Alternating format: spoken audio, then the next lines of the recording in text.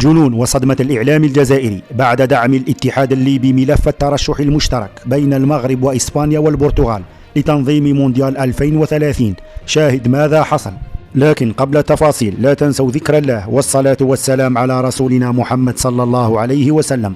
أكد رئيس الاتحاد الليبي لكرة القدم عبد الحكيم الشلماني أن الترشح المشترك بين المغرب وإسبانيا والبرتغال لاستضافة مونديال 2030 قوي للغاية، مؤكدا دعمه الكامل لهذا الترشيح التاريخي.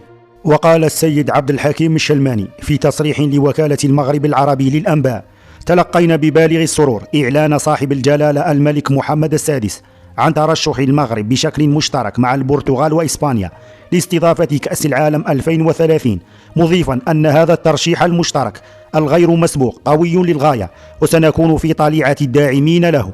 وأضاف رئيس الاتحاد الليبي لكرة القدم أن هذا الترشيح المشترك سيكون الأوفر حظا لنيل شرف تنظيم كأس العالم عام 2030 بالنظر للمكانة التي تحظى بها البلدان الثلاث داخل الاتحاد الدولي لكرة القدم، وكذا البنيات التحتية ذات الجودة العالية التي تتوفر عليها.